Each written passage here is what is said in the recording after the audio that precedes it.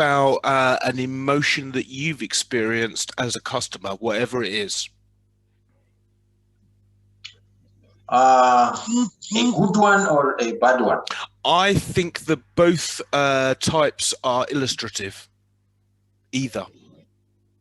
Uh, I went I went to two banks.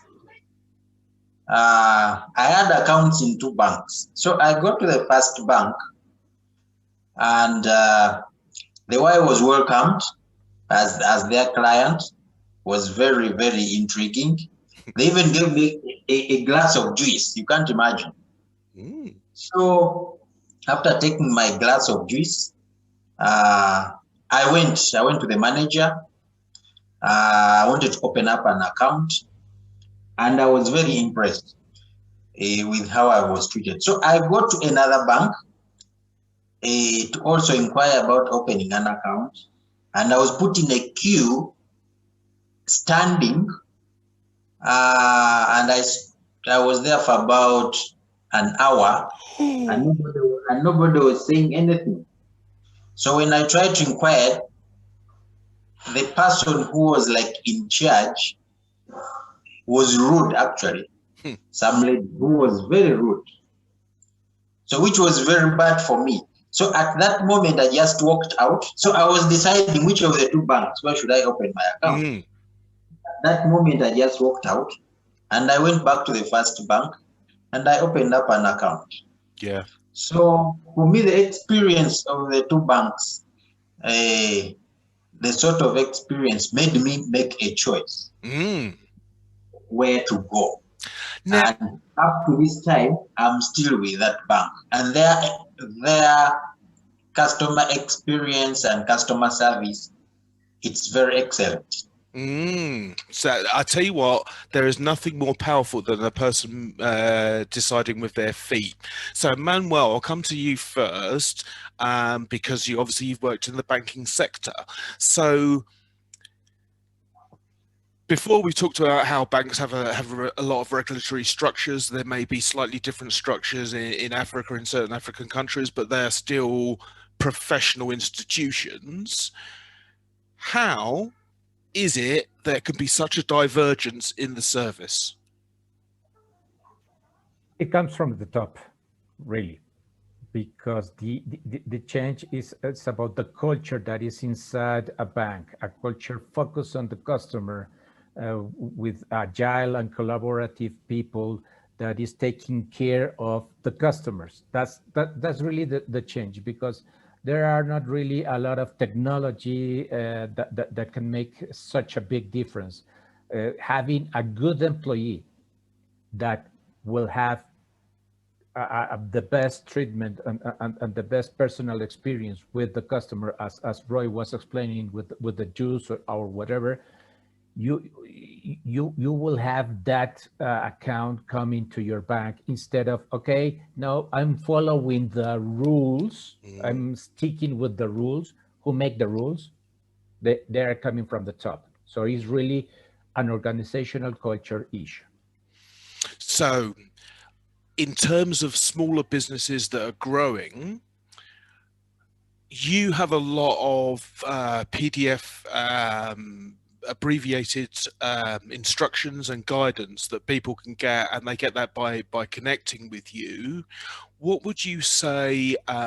So let's take a example company. This company, whatever they do, they're turning over $100,000, say, and they're profiting $20,000, and they are a two-person operation.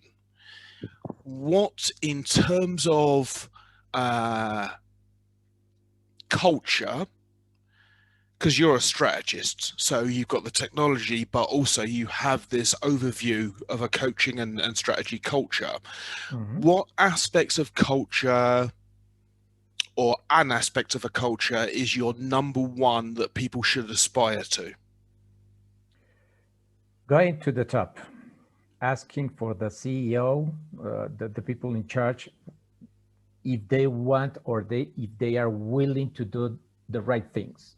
So there are two directors of this company, so there is no top as such. It's about what they do. So you say that the company culture determines the way the customer experience is, both from a staff and from an external customer. So I'm a relatively new business. I'm quite agile because I've been doing it for a short period of time. What element of culture should I adopt now so that I grow in the right way?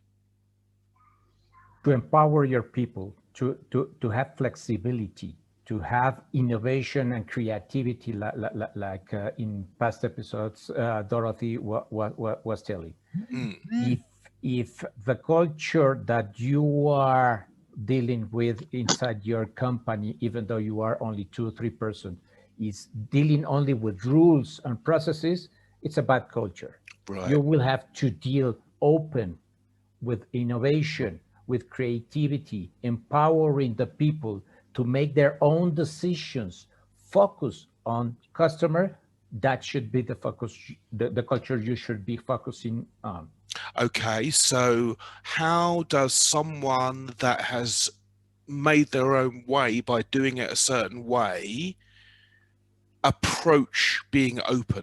So I've done this, I've built this business up, I've done it this way, you know, the kind of things that hold people back. How? Is there something I can do? Is there a practice that will make me more like this? Yes, there are several things, but the first one is obviously to have somebody that can teach you, can tell you which way to go.